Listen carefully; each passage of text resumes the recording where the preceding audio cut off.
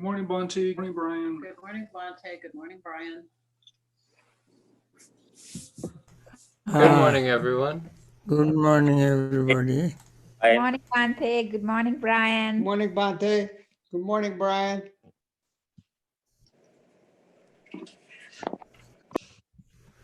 Good morning, everyone. Good morning. Okay, ready? Yeah. Good morning.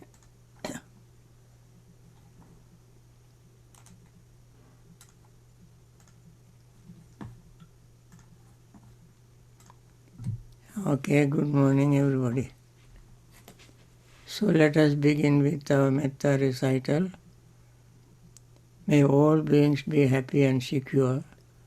May all beings have happy minds.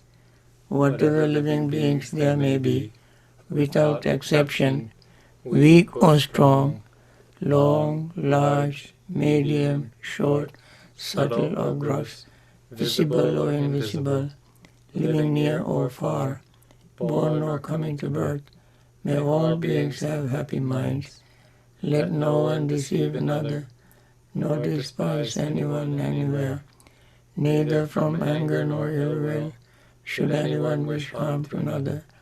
As a mother would risk her own life to protect her only child, even so towards all living beings, one should cultivate a boundless heart.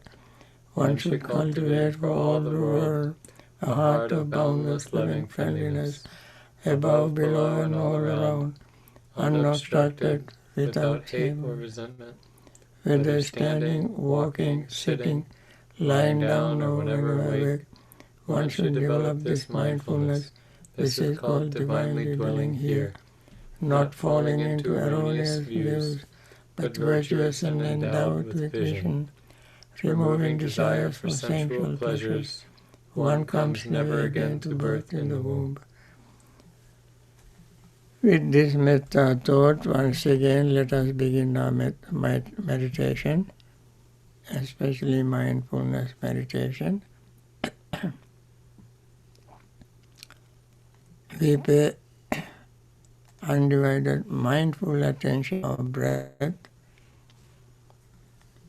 Mindful attention is a clear, pure attention without verbalizing or conceptualizing or greed, hatred or delusion.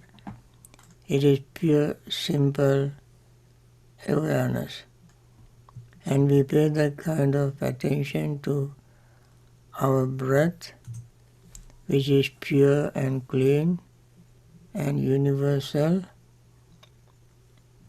the one common denominator of all living beings, living things, is the air that when we breathe, we call it breath.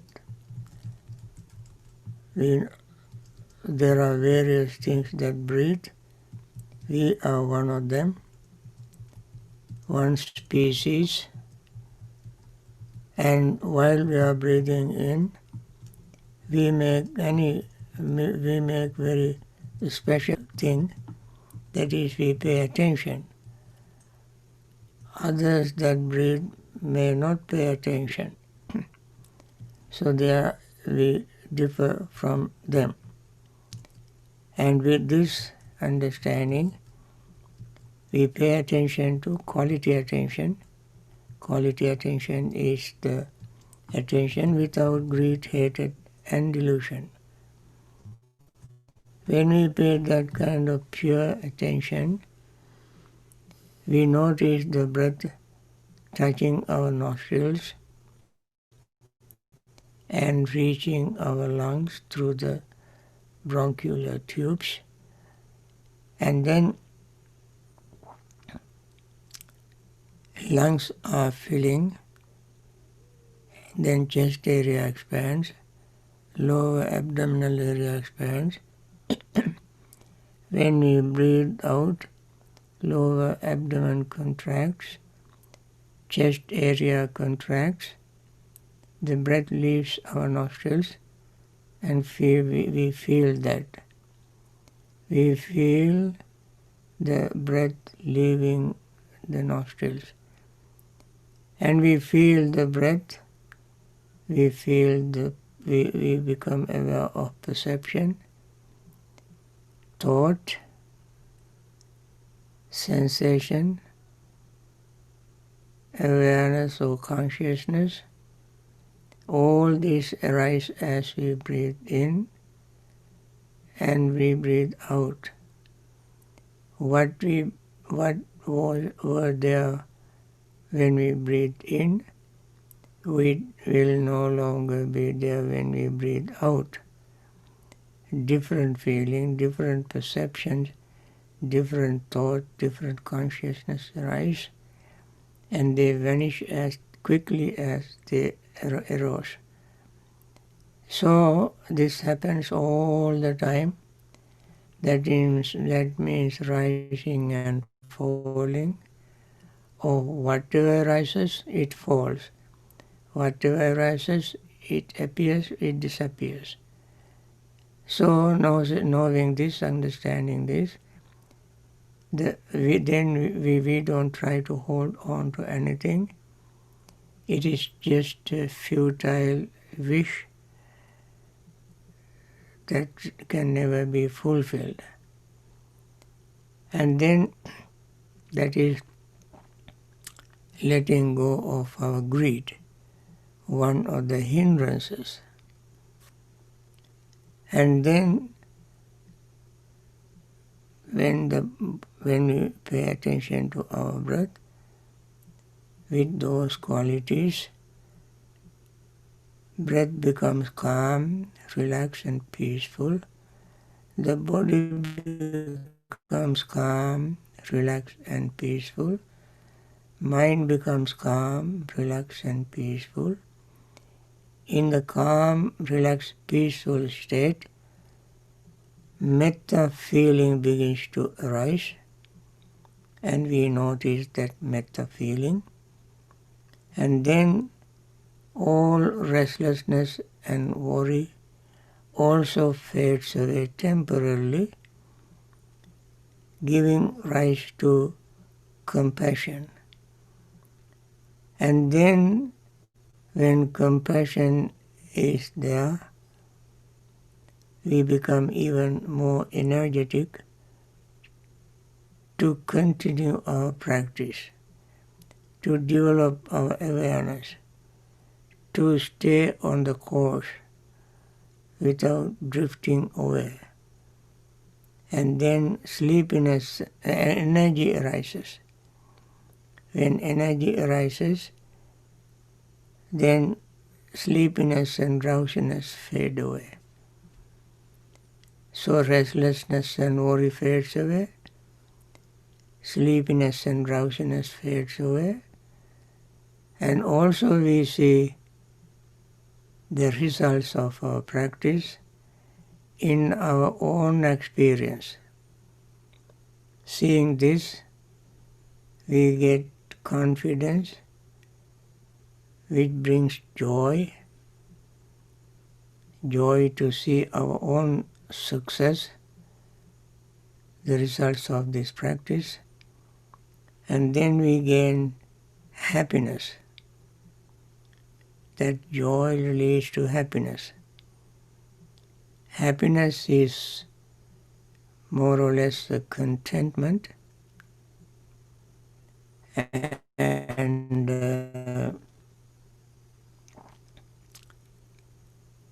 it is also called wealth.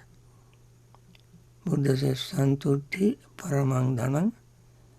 The contentment is the great wealth, spiritual wealth, and that leads to more tranquility, passaddhi.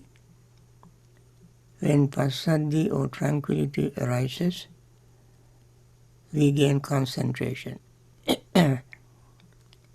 So none of them happen automatically without our deliberate, mindful attention.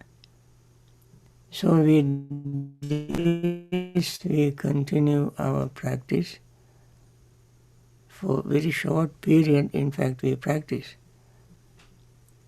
We continue our practice.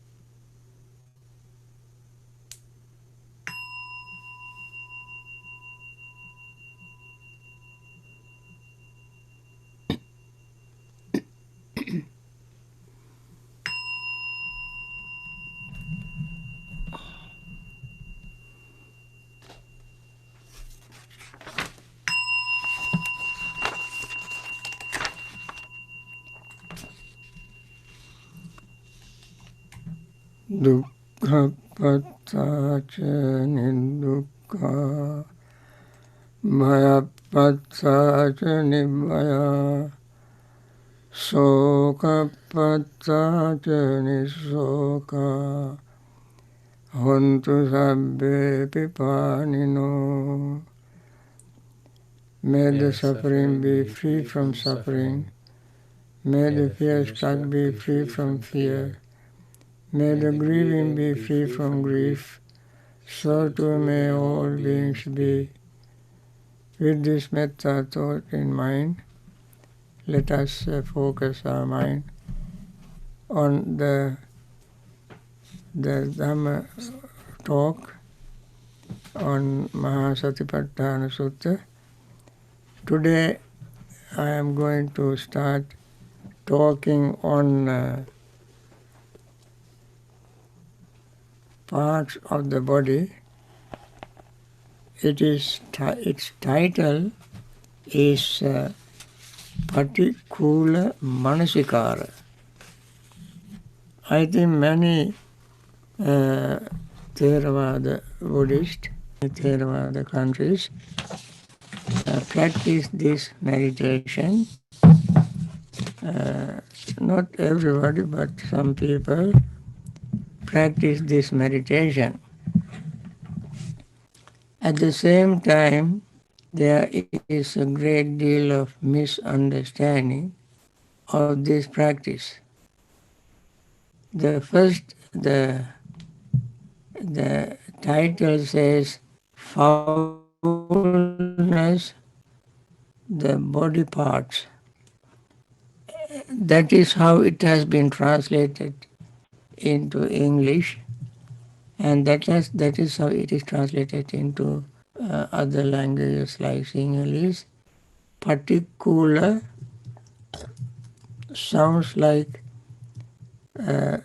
foulness or loathsomeness. But this meditation is much more profound practice. The Buddha, before I go through the list, I want to clarify the meaning, and when we do not understand it properly, how it leads to danger. Anything that we do without understanding can lead to danger. Very famous simile of catching snakes. If you catch snakes incorrectly, if you catch the snake by its tail, it will turn around and sting you and cause you serious sickness or death. Similarly, if Dhamma is not properly understood, that can always lead to misunderstanding, and that can cause your suffering or death, and then it can also cause the suffering and death of others when you give wrong, when you have misunderstood, and if you teach others this misunderstanding, then you can cause not only harm to yourself, but even to others. Much more serious than this is when the snake bites, you suffer in this life, you suffer alone, and you cannot infect others. But when you misunderstood Dhamma, not only you suffer, but you can cause suffering to others, not only in this life, but in samsaric existence. And I want to make it very clear at the very beginning. That is why I mentioned this. The misunderstanding is particular is Pali word is going against the current, going against the grain. This is called Patisodagami practice. Patisodagami. What is Patisodagami here? What is going against the current? That is, these parts of the body generally people take as either beautiful or ugly, or acceptable or not acceptable. The body people think acceptable or pleasant or unpleasant. Some bodies are pleasant to some people and unpleasant to others. And when we use this practice, we do not fall into that trap, thinking that this is beautiful or this is ugly. And there is a story. This story is found in two places, one in Samyutta Nikaya, one in Vinaya Pitaka Mahavagga, Vinaya and Parajika section. In Samyutta Nikaya story is when Buddha was living in Vesali, he gave instruction to bhikkhus, and he spoke very highly of foulness, talk on, he said, now on that occasion, Blessed One was giving the bhikkhus a talk on foulness in many ways, was speaking in praise of foulness, was speaking in praise of the development of foulness meditation.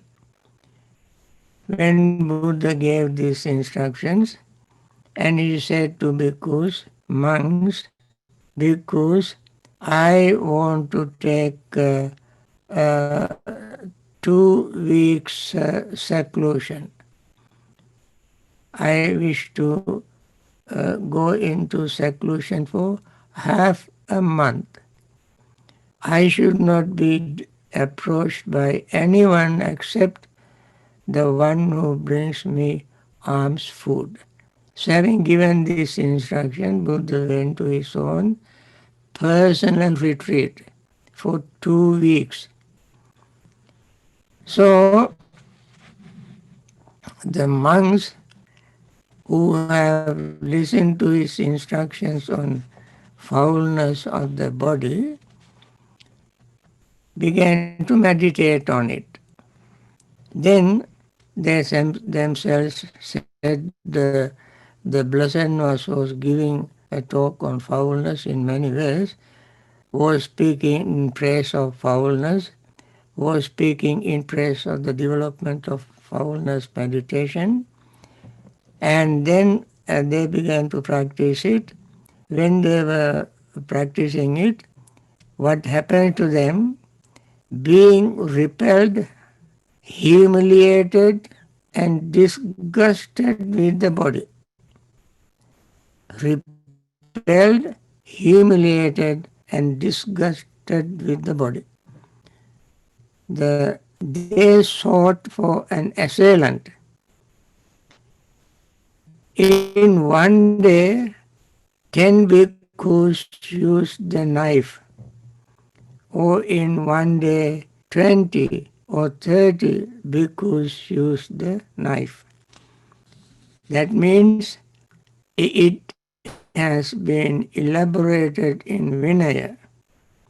The same monks, this is a Ceylon, a sham monk who has been expelled from other communities, and these monks practicing foulness of the body, being humiliated and disgusted with the body, approached this sham monk called Migalandaka and requested him to cut their throats.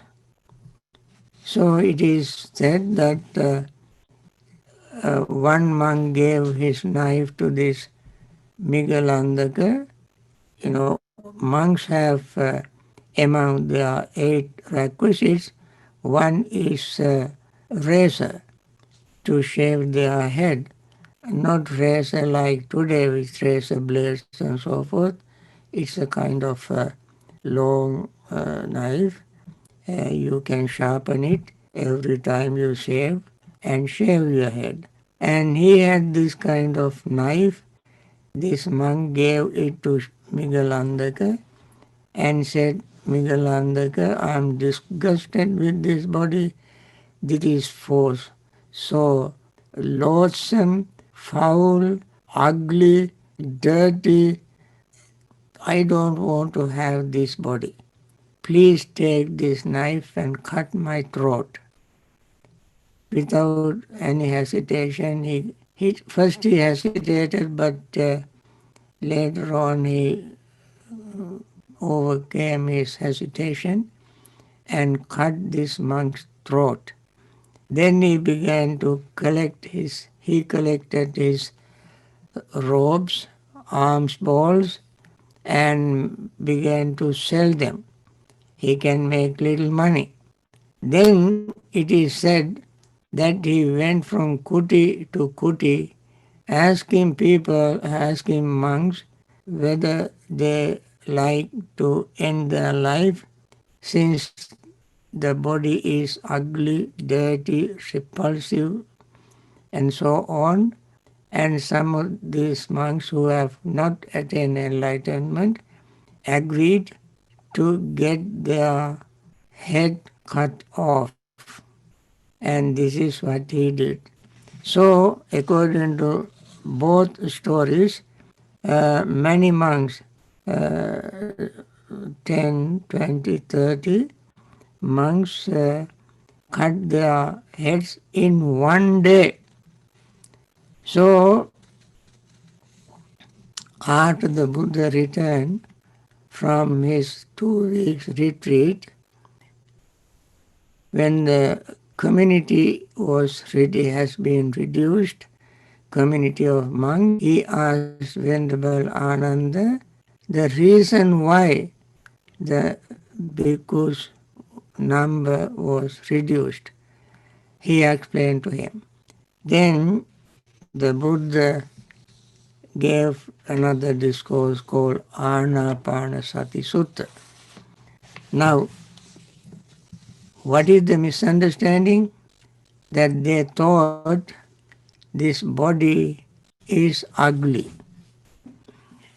dirty, foul, repulsive. There was another monk, he was Venerable Sariputta's disciple. He was full of lust. Venerable Sariputta gave him this meditation, asking him to meditate on these parts of the body.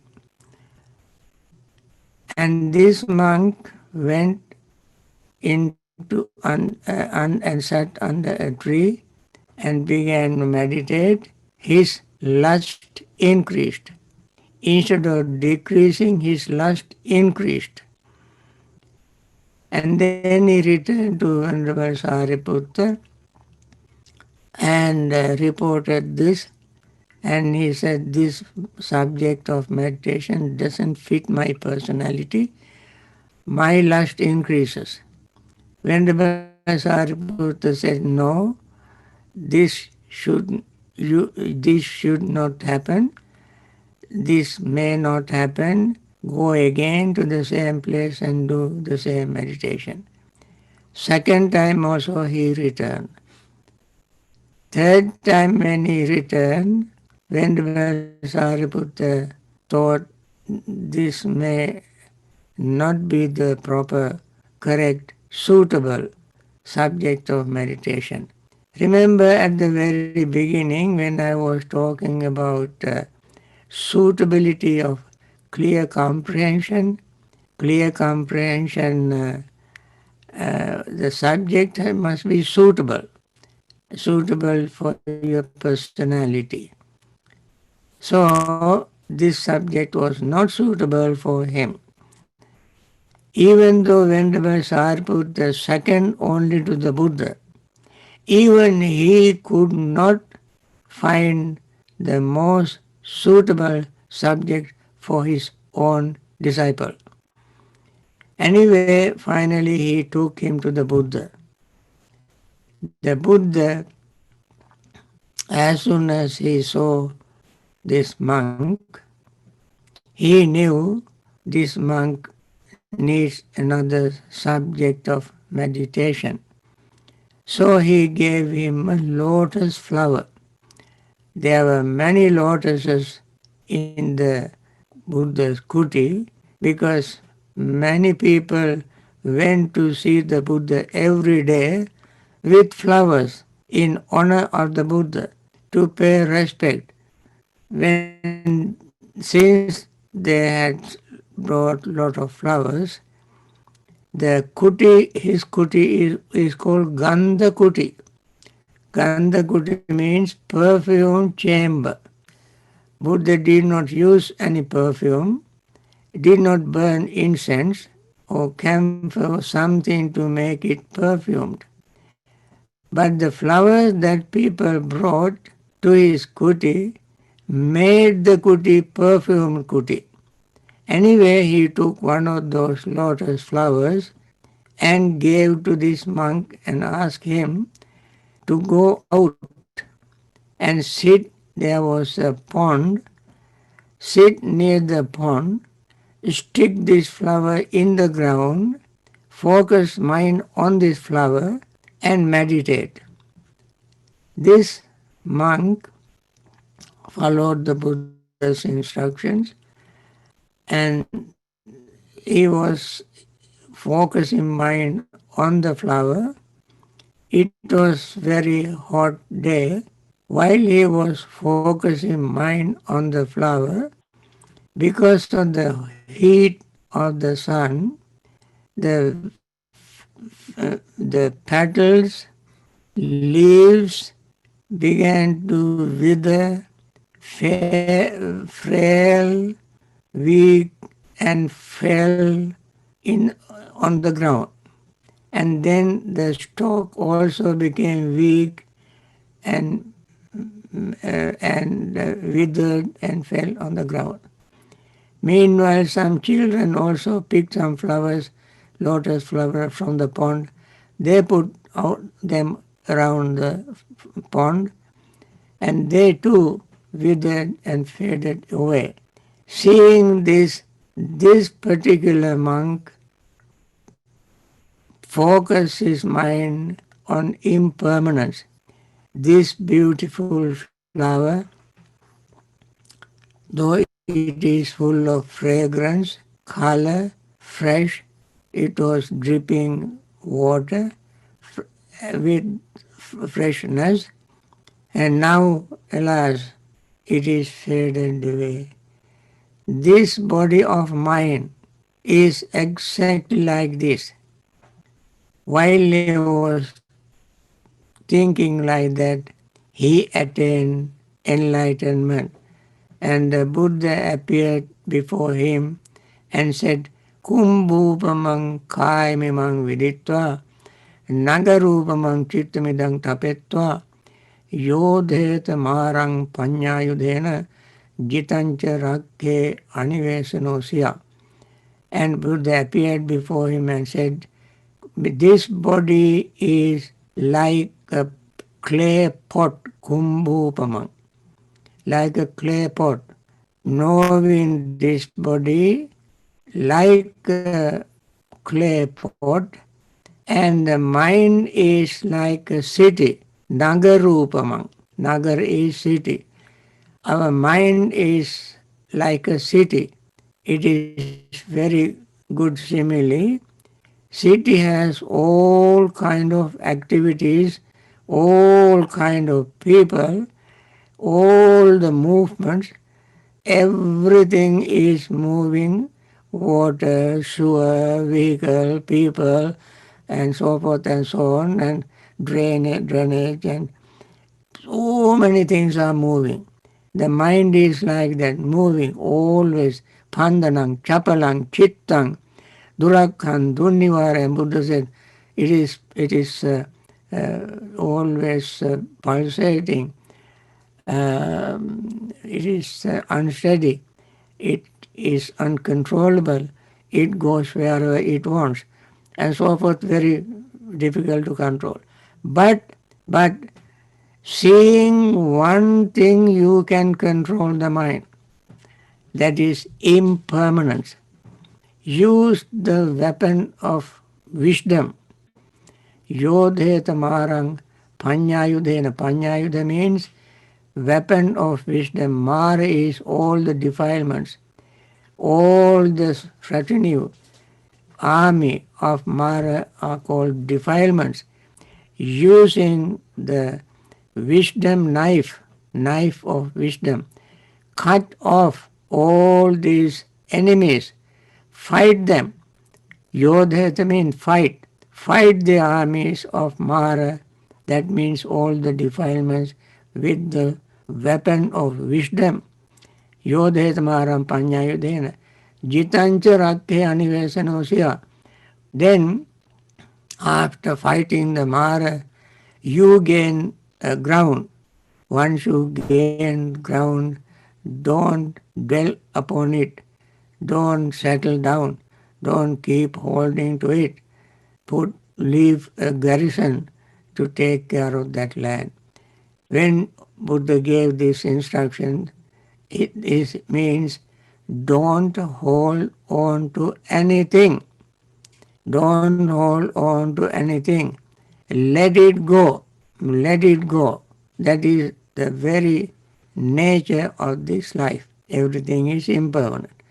So this monk attained full enlightenment after these wise instructions of the Buddha. Now, this monk has been a goldsmith in his lay life. As a goldsmith, he used to see gold, and he enjoyed gold.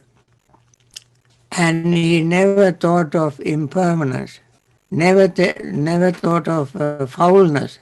Gold is very beautiful, valuable, and so on. That's how he has conditioned his mind. And the Buddha immediately gave him a completely different subject of impermanence. Even the gold is impermanent. That color impermanent, and he attained enlightenment. So now, one set of monks even committed suicide because of misunderstanding of the subject. This monk continued his lust, increased his lust because of misunderstanding. Now, so you have to be very mindful of this particular section when you use it as part of your meditation. Now, we say it is going against the current. Going with the current means in the society, generally, I think 99.9999% thinks this body is beautiful. Occasionally, they might think this body is ugly. In this body, there is nothing beautiful, nothing ugly. That is the frame of mind we have to have. Because when we think of ugly, you arouse your anger. When you think it is beautiful, you arouse your greed, lust. The meditation subject should not lead the meditator to lust or hatred or confusion. Meditation must lead the people's mind to liberation from lust, hatred, and delusion. Greed, hatred, and delusion. Therefore, before I explain the section, I wanted to in the form of introduction, I want to mention this. When you read the list, in order to substantiate this truth, Buddha has given a beautiful simile. Before I read the list, and most of you know by heart, the list is called 32 parts of the body. Friends, there are no 32 parts of the body in the original discourse. Original discourse, there were only 31 parts. 31 parts. Later on in commentaries, sub-commentaries, and later teachers and writers added one more part. What is the part they added? Was the brain. So they could not find a suitable place to add the brain. They added it after feces, after excrement, in order to make it a part of 20 parts of the solidity or earth element. So now, therefore, nowadays we say out of 32, 20 belong to earth element and other 12 belongs to water elements. So it is divided into these two elements in this particular meditation. So, therefore, in order to make it 32, they added the brain and put under the feces or excrement, so that from the excrement to the beginning of kesa, here, there will be 20 parts belonging to earth element. And then the rest is water element. Now,